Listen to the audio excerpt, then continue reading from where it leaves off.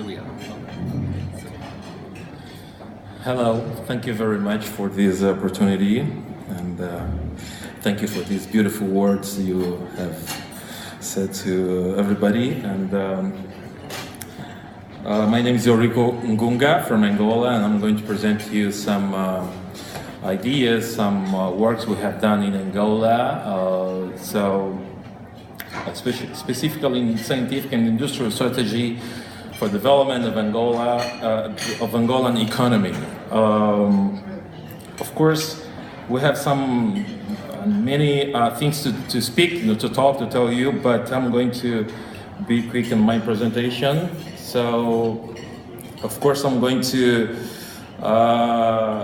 speak in some methodology and theoretical frameworks and general situation of Angola, and findings and recommendation of what we have done in Angola until today. So my question is, which strategies should Angola use to build up capacity and infrastructure to boost the economy of Angola? This work focuses on problems of Angola such as scientific and industrial strategies for the development of a national economy. Secondly, it relies on belief that higher education plays a key role in promoting economic growth and diminishing the plethora of problems, and it can help to eradicate extreme poverty in Angola. And finally, it concludes that higher education can produce significant benefits as a whole, improving technological catch-up, and in doing so may help to maximize Angola's potential to achieve more rapid economic growth given current constraints. The discussion comes from an interview undertaken with 7 Angolan scholars and government workers, and the survey undertaken in some institutions of Angola. And we use some methodology such as several research techniques were combined in-depth interviews with senior officers from the Ministry of Science, Technology and Directors, and an interdisciplinary approach through a rich body of literature in higher education, R&D, and national innovation system, including approach found in economic, social science, and humanities, and also statistics from Angolan government, private and public institutions, and other sources such as UNESCO World Bank, African Development Bank, UNCTAD, and SADC, and so on, and OECD. The theoretical framework went to universities as we consider an important role in any society. Universities' strategic tool for social, economic, and sustainable development through their 3 missions, such as education, research, academic entrepreneurship, which means to capitalize the knowledge of any society. And also in theoretical framework, we relied on Joseph Schumpeter, who has worked in innovation, linking innovation and economic growth, defining innovation as the introduction of a new product with distinct quality, and it shapes institutions and modern societies with creative destruction. And also, we relied in innovation system, which means national, regional, sectoral, and local innovation systems. And of course, we relied on some other scholars from Africa, and some other scholars from some part of the world, such as Lundvall and Carlson. Of course, doing our research in Angola, we relied also in some ideas such as learning by doing, learning by using, learning by interaction, learning by solving problems, which means that learning is absorption of innovation produced elsewhere, generation of improvements in the vicinity of acquired knowledge or techniques, and learning, which means lever towards obtaining knowledge, even importing knowledge, because in turn it will likely foster a strong relationship within actors of national innovation system. And also materialize it on institutions such as firms, higher institutions, universities, or government agencies. Well, I'm going to present you, this is the map of Angola, okay, which is bordered in the north with Congo, the Democratic Republic of Congo, and the east Zambia, and south with Namibia.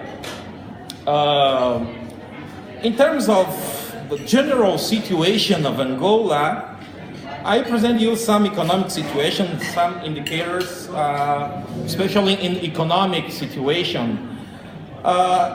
From 2003 to 2008, Angola experienced the highest economic growth rates because before it we had an inflation, okay, rate was the inflation rate was around 105% in 2002, okay.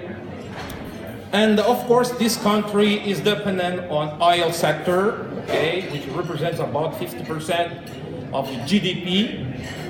But despite the gradual growth of non-oil economy, the majority of population survive with subsistence agriculture and informal economy. And of course, it's striving, the Angolan government is striving to diversify the development of other sectors such as agriculture, fisheries, forestry, industry, and service, and so on. Doing our research, we have some findings in what we have done in Angola across the country during these years, and what I can say to you is that even though the Angolan government is producing a reasonable number of graduates, some finds say that it's not producing a large number of graduates with science and technology degrees. As a result, the picture of Angolan R&D is quite weak because we have a huge lack of quality skills and expertise in research centers and in higher education institutions such as university, institutes, and faculties.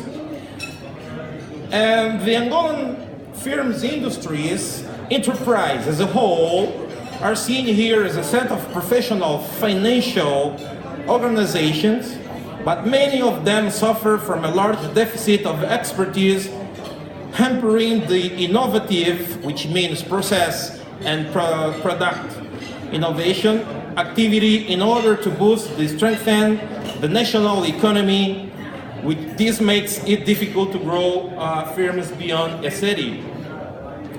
This Angolan government is striving to help the majority of these actors and or institutions functioning somewhat in connected fashion.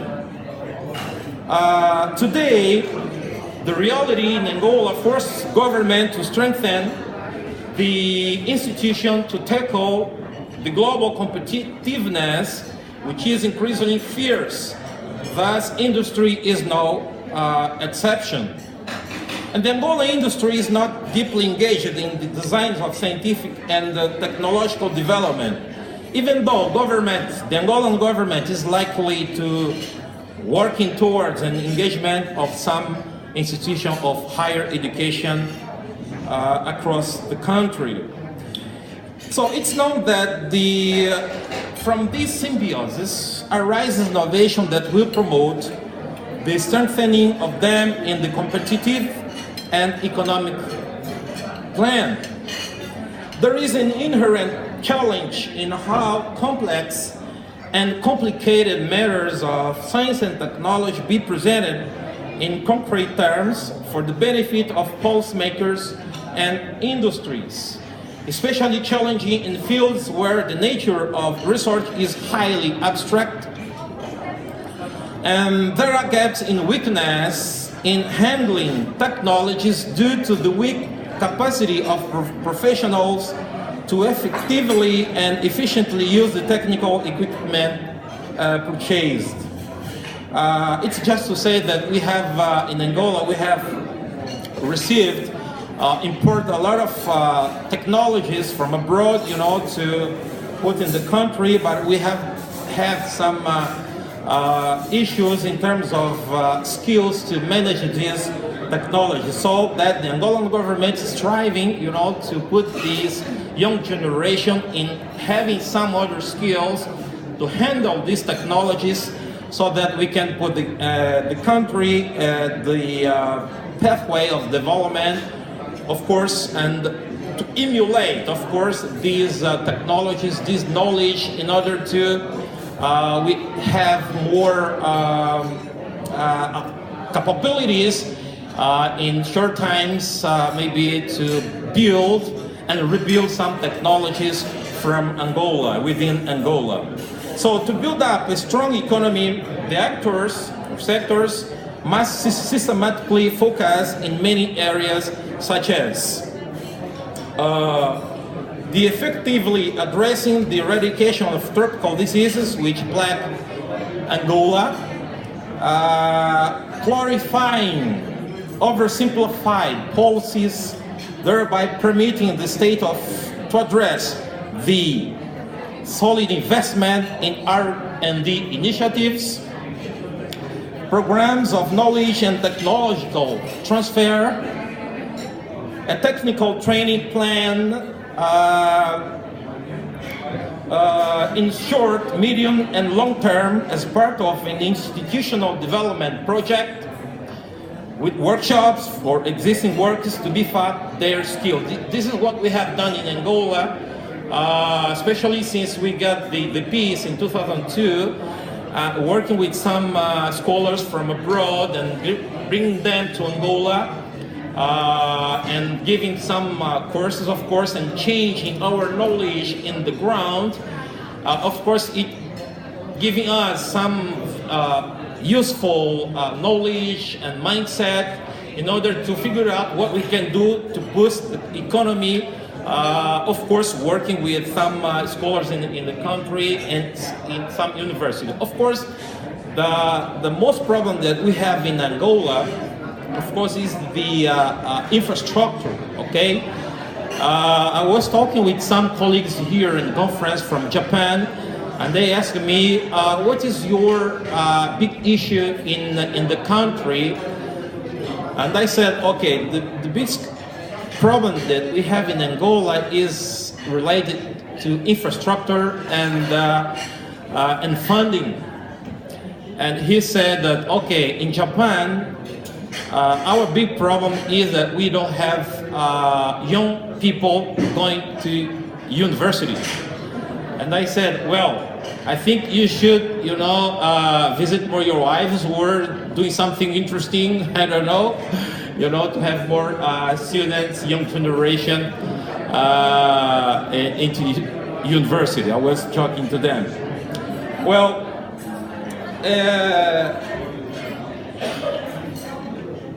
and also, we have large investment in physical infrastructure, more support to help bring about more effective partnership between national and international universities and firms. This is what we are trying to do, okay, across the country, in order to put together some institution, firms, industries, and universities putting together and figure out what we can do with this young generation, because we have a lot of students, young generation, going to universities, and when they finish their course, they don't have some knowledge to see what they can do in some companies, industries, and put their knowledge to these universities or to these industries. So this is what we are trying to do with these students, okay? And also increase public research institutes. As I said, that we have problems in infrastructures, but the Angolan government is working with us, with some universities, in order to